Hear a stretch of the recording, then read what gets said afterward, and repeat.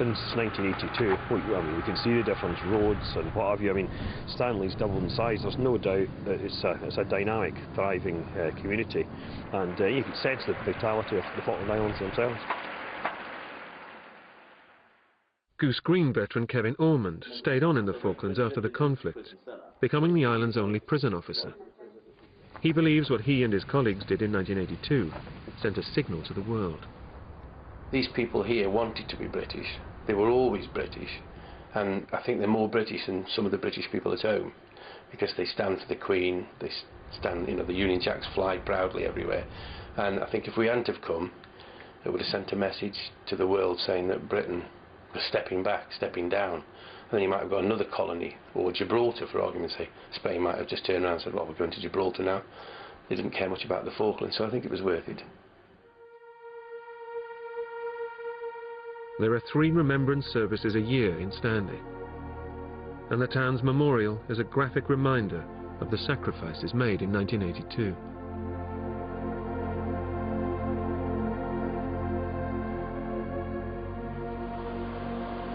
All the names on this memorial here, they're my heroes. Not some talentless celebrity wannabe from a reality show, but these guys on here. These days, the Falkland Islands welcome more cruise ships than warships. 2 or 3 a week anchor in the bay outside Stanley. Weather permitting, it's an opportunity for tourists from all over the world to come ashore and see this tiny community.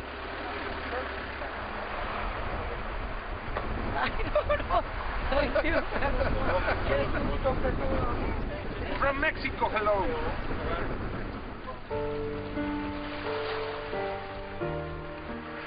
We're actually at the end of the world. You just appreciate how gorgeous the islands are. I've never seen the beaches, for instance, as they are today. And the Falklands are renowned for the penguins, but this is the first time I've seen a penguin on the Falkland Islands. It's really nice to see the other side of it. The views are just fantastic.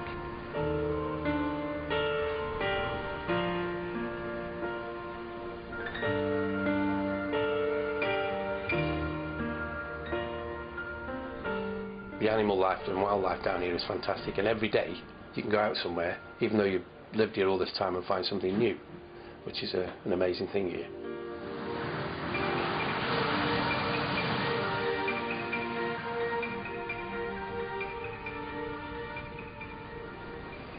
The empty beaches may look like paradise, but it's an illusion. Many still hide the remnants of warfare. The shifting sands make mines hard to track, and it's a slow process getting rid of them.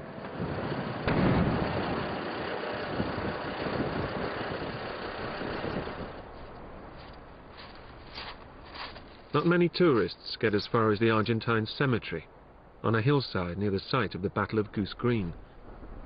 But Phil wants to honour his former enemy. 649 of them were killed in the conflict. The Argentine authorities are responsible for the upkeep of this memorial. It's like they've just been dumped on this island and forgotten by their own country. The Argentinian people should show a lot more respect, because these guys fought for the country and changed the culture forever in Argentina. It's scandalous, really, and you look at the state of how it's been kept, and I'm looking at the crosses and the paint's flaking off, the grass hasn't been cut. It's in real disrepair. This should be a sacred place, and it makes me very sad. We hated these guys, you know. I mean, really hated them. But, you know, as time goes by and, you know, you learn a little bit more, and I actually feel sorry for these guys. I mean, don't forget, a lot of these were conscripts who were ill-trained. You know, but they fought for the country.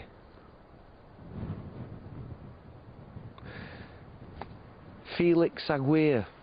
I don't know who you was, son, but you've got my total respect.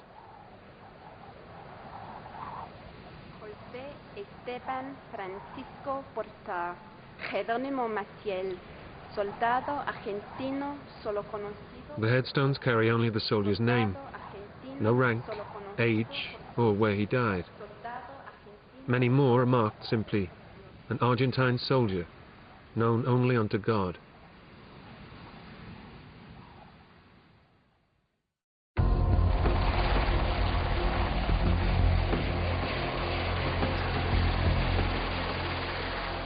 Phil is heading for the Mount Pleasant complex, headquarters of the military in the Falklands today.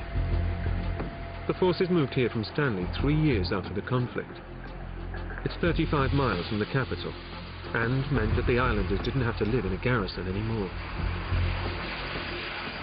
We're here to provide a deterrent force to make sure that there is no military interference in the business of the Falkland Islands, and to make sure that the Falkland Islanders remain under UK sovereignty for as long as they wish to.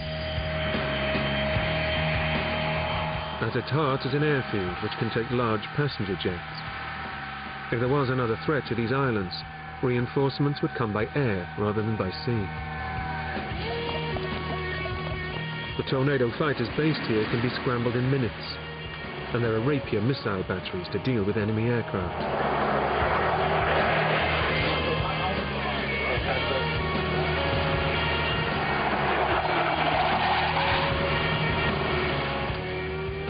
The Royal Navy still has a presence in the Falklands, but it's fairly low-key. Their occasional appearance on exercise is designed to reassure the islanders that they're not forgotten.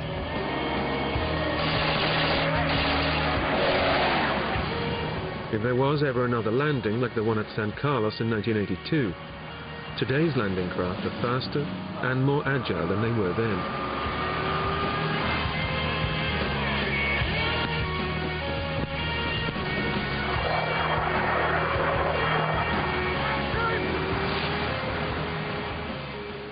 But Phil is heading to Mount Pleasant for a battle of a different kind. And you got a dog one on the move!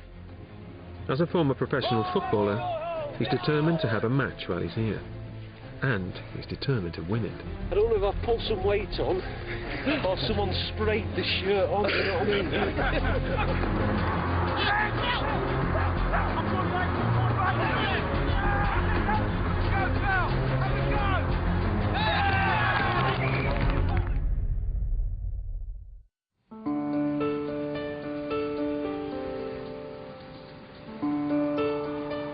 Phil Stant has come back to the Falkland Islands a quarter of a century after fighting a war here. He's relived some bad memories, and he's seen how the islands have changed since he last saw them in 1982. His career reads like something from a boy's own comic. After the army, he went on to become a successful footballer. He earned a reputation in the 80s and 90s as a high scorer, with clubs like Notts County, Cardiff, Fulham, Mansfield and Lincoln City, where he became manager.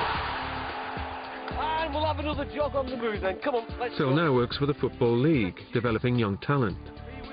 Today he's going to meet the Falkland Islands governor to make a special presentation and to lay down a challenge. Yesterday we had a very moving day at Fitzroy.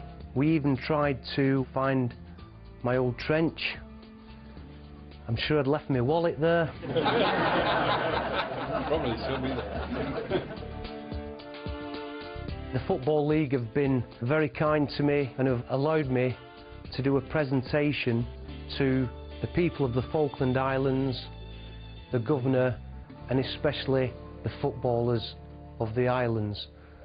So if you would allow me, and it's glass and I've brought it 8,000 miles and it's still in one piece. If you'd allow me to present it to the governor on behalf of the Football League and all the Football League clubs. Thank you very much.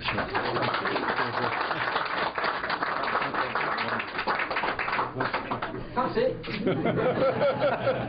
He's not a goalkeeper, is he? He's not it. Is that to be played for any particular match as a trophy, or is that for? Well, I think we're going to have to do that, aren't we? It's tomorrow morning. And you